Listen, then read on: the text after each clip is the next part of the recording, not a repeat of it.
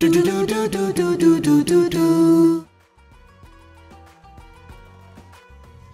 is a time for spiritual reflection and self-improvement. So this month, I wanted to do something special for the Savvy Talk listeners, and I've partnered with Do Business. We are going to bring you the inspiring stories of 8 entrepreneurs in Dubai. It's a special series called Inspiring Growth, where we go with you on their journeys and their challenges and how they took their dreams to reality. I'm really grateful for Do for this partnership. I have been a Do customer for about 15 years, and Do Business not only enables business growth, but also your personal growth. In this episode, I'm talking with entrepreneur Fatma Al Mulla. Visual artist Fatma is the founder and creative director of FMM, a collection of pop culture inspired t-shirts, dresses, abayas, and accessories that can be found in Dubai's coolest boutiques. I am so delighted that the first episode of this special series with Do is Fatma, and I really hope you take away some of the value that I got in listening to her story. Wishing you all a Ramadan Kareem. Ramadan Kareem. Ramadan Kareem to you too, my love. How are you? How's everything? You look I'm lovely. I'm so grateful for your time today. And I'm so excited that we're kicking off this special series with Do for Ramadan with you. Oh, thank you so much. It's an honor, honestly. So thank you. So I just want to ask, it's first day of Ramadan. What's your Ramadan routine usually look like? Well, it differs, I guess, every year. But usually it's like main time with the family. And then if I can squeeze in a workout, I try to do that. But as much as I can, I feel like I split my time in 3. So it's like a section for like creativity and just doing something fun. And then a section for like spirituality. So I read Quran. I try as much as I can to like understand what I'm reading. And then the third part is like family time. So we try to see what we can do together as a family and how we can, you know, be together. So that's pretty much it. And that takes a lot of the time. Sometimes we don't even finish any of those. So yeah. I love that. I love that. Anyways, I am so excited to talk to you because me too. I have been looking into your company and your business and your story, and you're an entrepreneur at heart. Oh, and you have built something extraordinary and very, very special. And I want to start from talking a little about how did you build your business? So how did your current business come about? And how did you come up with the concept? And tell everybody what you do. Okay, so, oh my God, in a few sentences. I first and foremost, I see myself, and I always introduce myself as an artist. I studied graphic design, visual communication in university. So I appreciate the arts and I love fine arts, but also digital art is, I think, what made my business what it is today. Funny enough, in university, I was very, very weak and found it very challenging to actually design digitally. So I remember having this energy and I didn't find the job that suited me. So I started a blog, and in retrospect, like a blog was back then, what you ate, what you bought, where you went. And I just wanted it to be just mine, and I would just put some items on the blog. And with time, I wanted to put some elements of like cult-like products. And I remember going to like my friends' places and like having conversations with them. And I remember like topics of like, you know, cliche products or like cult-like products, like the Cartier love bracelet or like a Hermes bag or like a classic Chanel bag. And it eventually came to like me kind of making fun of it with the tongue-in-cheek kind of vibe. Tongue-in-cheek? Yeah, but also it was more like me trying to put like an illustration and then like having a conversational piece. So like the Cartier love bracelet, like it was the illustration, and then underneath was عرفت الحب من Cartier. So I only knew love from Cartier. Love from Cartier. So people could actually look at it in different perspectives, and it was a conversational piece. And I remember there was this thing on the blog where it was like an option where anytime you post something on the blog, it would immediately go on Twitter. So I remember that, and then people started tweeting me saying, okay, we would love this illustration on an actual product. And that's how it grew organically. I never actually wanted to start Amazing. a business. And I remember my husband back then was like, why don't you actually have t-shirts or put it on t-shirts? And I was like, okay, that's an actually like a not bad idea. Let's actually like look into it. And that's how I started ish. So I really want to talk about growth, because I think, you know, as entrepreneurs, especially if you have a small business, you know, growth is always a challenge. If you grow too fast, you have the right team members. If you are growing too much for demand with the customers, how do you meet that? So talk to us a little bit about your journey through growth, and what are some of the things that you faced in your personal development as a leader in your personal growth? Learning from failure is very, very real, and it's very true, and you need to go through the failures. And to me, the first time I failed, and the second time I failed, and the third time I failed, I thought the world was ending, and I thought I was a big disappointment to myself, to my parents, to my family. And I remember having like to sit down with my husband, because he's also an entrepreneur, and I think we related so much on that level, because he was doing his thing and I was doing mine, but we were both coming from design backgrounds, so I think we were very supportive of each other in terms of that. But also having a business and having to answer to people and having to answer to yourself, but all of these things, you know, help you to grow and help you to manage money, to manage yourself, to manage time. And I think the most essential part of growth is managing your time and managing your productivity. So how did you build your audience or your customer base? To be, again, I'm telling you this from the bottom of my heart, and I'm being like truly honest. It was completely organic. Like organic.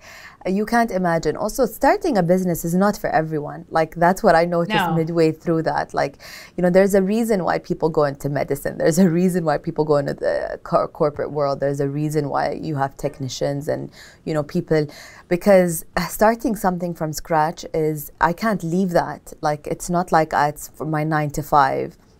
And I'll just shut that off and like focus on my life right now. Like, you are like continuously 24 hours. And I remember having like these mini fights with my husband, because he's like, you can't put your phone down. And I'm like, I'm not going to put my phone down, because it's like, it's a baby. My business is still a baby. And so you do have this kind of imbalance in your life.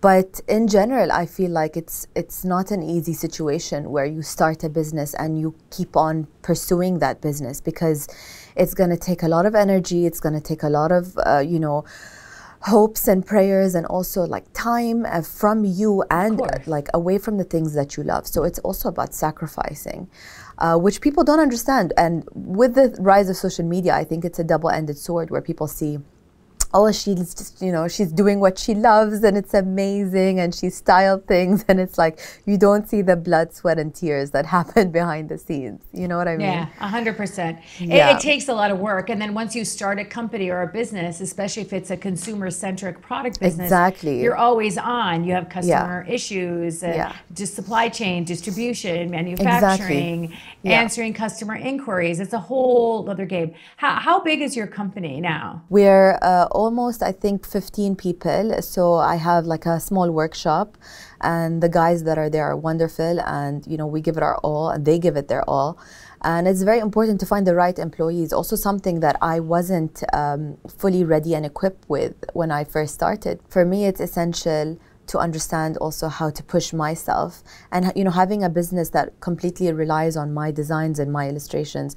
Also, you know, when you're in that creative space, you don't want to really think about marketing and management and, you know, the business aspect and the money aspect of it financially and all of that. So for me, it was, you know, juggling so many balls. And I always like call myself like I tell myself and my team, we're like octopuses. Like, we have like 8 legs, and if you want to come and just do one thing, it's not gonna, you know, work, because you know, you need to put on different hats at different times, because we are a small team. So I think I've been very blessed, alhamdulillah, to have like a team like that who understood and understands, because I've hired people who are like, no, I'm only going to do this. And I'm like, this is not how we can push the business forward. So yeah. And also understanding your consumer is something else completely, which that is also, you know, something that's a trial and error situation. But I think with time you get to see, okay, I feel like this is what I am artistically and this is what I stand for, and these are my customers. I am not a big brand. You know, you can't find a regular white t-shirt or black t-shirt with me, so I'm more of a niche. So people will come to me because they want certain aspects. They want to be affiliated with a certain design. And that's, I think, grows with time, you know. How do you establish culture in your organization, and what did you do to make sure that it reflects your values and the values of the brand? So I think also that grows when you grow as a brand and as a person. I think when I first started, I was very confused on, should I be the tough boss? Should I be like the strict boss? Should I be the disciplined boss? Should I be the fun boss? You know? So yeah. It's also very difficult for me. It was difficult for me because it was like I was super kind, but also I was very strict. And there wasn't that balance because I was like, I was telling my team, you know, like, do whatever you guys want to do at your own time, but just finish the tasks at hand. And when the tasks didn't get finished at hand, I would get upset. And then I would be like, why? And then I would have a one-to-one. And they also didn't see that kind of like transition because it was like a sudden thing. I always thought I wanted to have the culture of like honesty, kindness, and trust between us. And I wanted anyone within my company, if they felt overwhelmed or they couldn't handle certain things, that they could come to me and then we can sort things out as a team. But usually, like, I love a collaborative kind of environment where people share ideas. I don't like to dictate, or some certain things I have to dictate since because it's my company and it needs to flow and we need to make sure people get paid. But other than that, I feel like there are a lot of things that we need to make sure that it's more of an artistic, collaborative, kind of creative environment. So I do give even the guys at the workshop, I tell them, you know, like, this is space and time for R&D. So research and design. So if you guys find anything or want to use a certain technique or do something in particular, let's do it, let's find it. And if it's gonna fulfill us artistically and as a business, and it's gonna like be you know, attractive to our consumers, why not?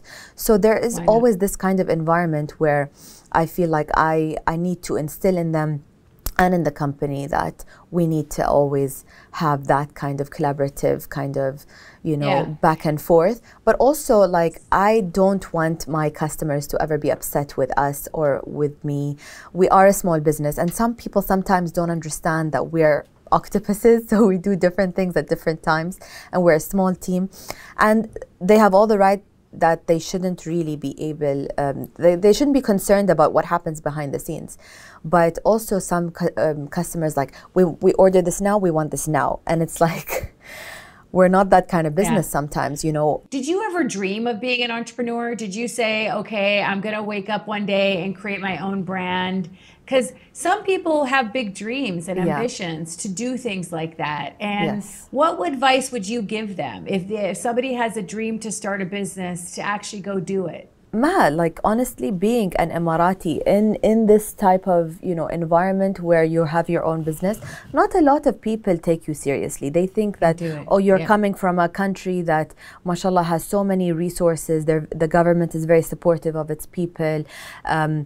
You know, some people think we have it easy sometimes, and it's not like we don't have it easy. We do in certain aspects, but to prove ourselves as women in a place of, you know, business where it's, whether we like it or not, it's predominantly male, you know, and taking you seriously, taking you seriously. And there have been a lot of incidents where, you know, some people started businesses out of a hobby, but that's a passion project, as we mentioned before. It's not a business.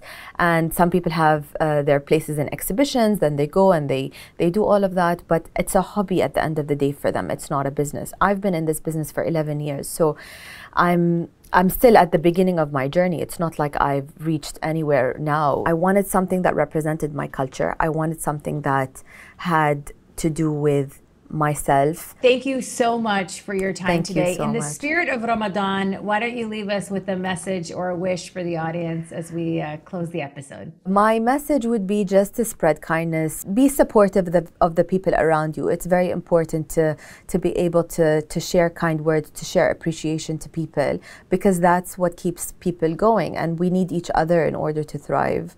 So that would be my message this Ramadan. Thank you so much. Thank you so much, Maha. It's a wonderful Pleasure. message. Thank you for your time Take today. care. Thank You too. Just love me.